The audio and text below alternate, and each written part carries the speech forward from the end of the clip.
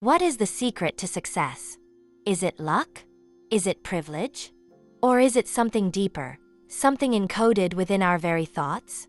In the early 20th century, at the height of the industrial age, one of the wealthiest men in the world, Andrew Carnegie, posed a challenge to a young journalist named Napoleon Hill. The challenge was simple, yet monumental. Dedicate your life to studying the world's most successful people and distill their philosophy into a formula that the average person could use to achieve their own dreams. Hill accepted. For more than 2 decades, he dedicated himself to this quest. He didn't just interview these titans of industry and innovation. He became their confidant. He analyzed the lives of over 500 of the most successful individuals, including Henry Ford, Thomas Edison, Alexander Graham Bell, and Theodore Roosevelt. He looked past their bank accounts and into their minds. He discovered a pattern, a set of common traits and principles that were the true source of their monumental achievements. The result of this 20-year odyssey is Think and Grow Rich. Published in 1937, in the midst of the Great Depression, this book became a beacon of hope, proving that wealth and success are not the products of our environment, but of our minds. Today, we are going to go on a deep dive into this masterpiece. This is more than a summary. It's a detailed exploration of the 13 steps that have empowered millions to transform their lives. So, clear your mind, open your heart to possibility, and let's unlock the secrets to thinking your way to a richer life. The starting point of all achievement is desire. Napoleon Hill is emphatic about this. Not a wish, not a hope, but a burning, pulsating desire that becomes an obsession. It's the kind of desire that Edwin C. Barnes had. Barnes was a man with no money and little education, but he had a white-hot desire to become a business associate of the great inventor, Thomas Edison. He didn't just want to work for Edison, he was determined to work with him. He traveled across the country on a freight train to get to Edison's laboratory. When he arrived, he didn't ask for a job. He announced he was there to go into business with the inventor. Edison saw the fire in his eyes, that burning desire, and gave him a menial job. But Barnes didn't see the menial job. He saw his foot in the door. He eventually got his chance, pitched an idea for selling a new device, and became immensely wealthy, all because his desire was a definite obsession. Hill gives us 6 precise steps to turn desire into reality. First, fix in your mind the exact amount of money you desire. Be definite. Second, determine exactly what you intend to give in return for the money you desire. There is no such thing as something for nothing. Third, establish a definite date when you intend to possess this money. Fourth, create a definite plan for carrying out your desire, and begin at once, whether you are ready or not, to put this plan into action. Fifth, write out a clear, concise statement of the amount of money you intend to acquire, name the time limit, state what you intend to give in return, and describe clearly the plan through which you will accumulate it.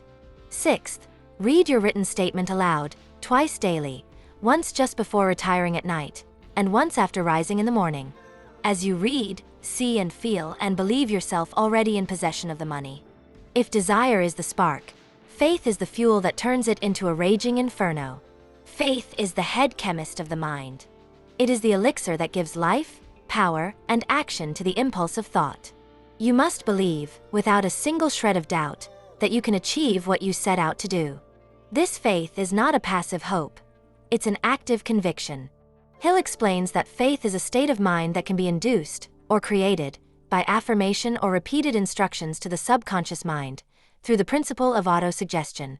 When you mix faith with your thoughts, your subconscious mind instantly picks up the vibration, translates it into its spiritual equivalent, and transmits it to infinite intelligence, as in the case of prayer.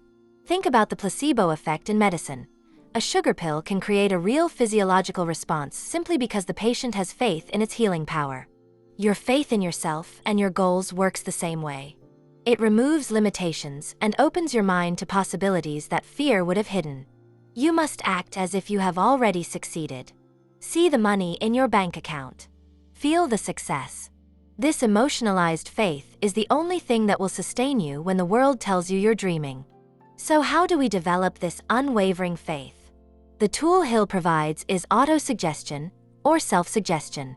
This is the bridge between your conscious mind, where your desire lives, and your subconscious mind, which has the power to manifest it. Your subconscious mind does not argue or debate. It simply accepts what your conscious mind feeds it. If you constantly feed it thoughts of fear, doubt, and poverty, that is the reality it will create for you. But if you deliberately, and with great emotion, feed it thoughts of success, wealth, and achievement, it will work tirelessly to bring those things into your life. This is why the sixth step of desire, reading your written statement aloud, is so critical.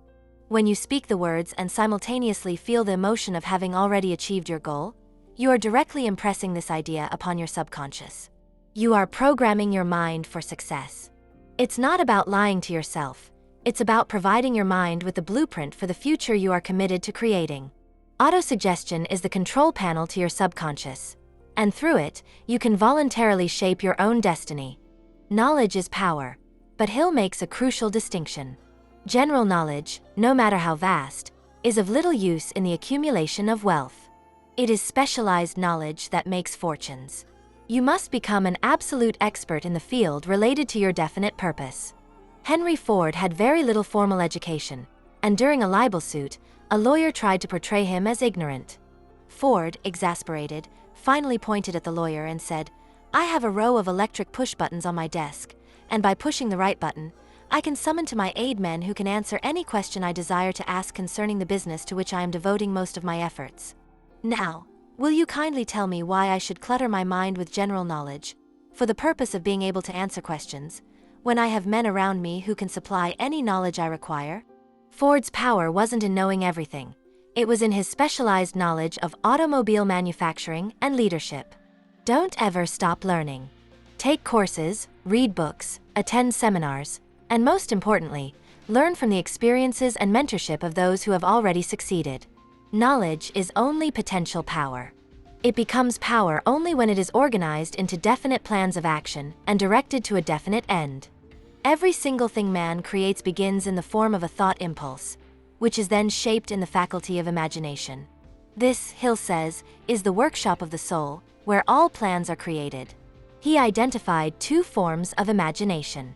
The first is synthetic imagination, where you rearrange old concepts, ideas, or plans into new combinations. This is what most inventors use. The second, and more powerful, is creative imagination. This is the faculty through which hunches and inspirations are received. It is the direct link to infinite intelligence. It is the faculty that tunes you into the novel and the new. When the Coca-Cola pharmacist, Asa Candler, bought the secret formula from its inventor, it was just a piece of paper with some writing on it. But through his imagination, he saw a world where everyone was drinking this beverage. He imagined the vast distribution network, the iconic bottle, the global brand. He took a simple idea and, in the workshop of his mind, built an empire. Your desire gives the impulse. Your imagination gives it form and a plan. Do not be afraid to let your mind soar. Your financial and personal success depends on it. An idea without a plan is a hallucination. The sixth step, organized planning, is where your desire and imagination are crystallized into action. You must create a definite, practical plan, or a series of plans, for the attainment of your goal. And here, Hill emphasizes one of the most powerful concepts in the entire book: the formation of a mastermind alliance. A mastermind is a group of two or more people who work in perfect harmony for the attainment of a definite purpose. You cannot have great power or success without it. You must ally yourself with individuals who have the skills, knowledge, and influence you lack. Your plan must be thorough, but you must also be prepared for temporary defeat. No one succeeds without facing setbacks. Hill tells the famous story of the man who stopped digging for gold just 3 feet from the main or vein. He sold his machinery to a junk man, who then consulted a geological engineer. The engineer advised him to keep digging right where the previous man had stopped. The junk man struck gold and made millions. The lesson? When your first plan fails, create another, and another, until one works. A quitter never wins, and a winner never quits. We've built the foundation. Desire, faith, autosuggestion, knowledge, imagination, and planning. Now, we move into the principles of action, leadership, and harnessing the unseen forces around and within us. Let's continue. The 7th principle is decision. Hill's analysis of several thousand people revealed that lack of decision, or procrastination, was at the head of the list of the major causes of failure. Conversely, successful people make decisions quickly and change them very slowly, if and when they are changed at all. They have a definite purpose and the courage to stand by their decisions. Indecision crystallizes into doubt, and the two blend and become fear. Make your own decisions and stick to them. This leads directly to the 8th principle, persistence. Persistence is pure willpower in action. It is the sustained effort necessary to induce faith. It's the difference between temporary defeat and permanent failure. Most people are ready to throw in the towel at the first sign of opposition. But the life stories of people like Thomas Edison, who failed over 10,000 times before perfecting the light bulb, prove that persistence, fueled by a burning desire, is omnipotent. When things get tough, that's when you must push the hardest. The 9th principle is the power of the mastermind. We touched on this in planning, but it's a standalone power source. Andrew Carnegie attributed his entire fortune to his mastermind group. He surrounded himself with men who possessed the expertise he lacked. When minds come together in a spirit of harmony, the alliance creates a psychic energy that allows each member to access greater power and knowledge. Your success is directly tied to the people you associate with. Choose them with extreme care. Now we enter the more esoteric, but equally vital, principles. The 10th is the mystery of sex transmutation. Hill states that the desire for sexual expression is the most powerful of human desires.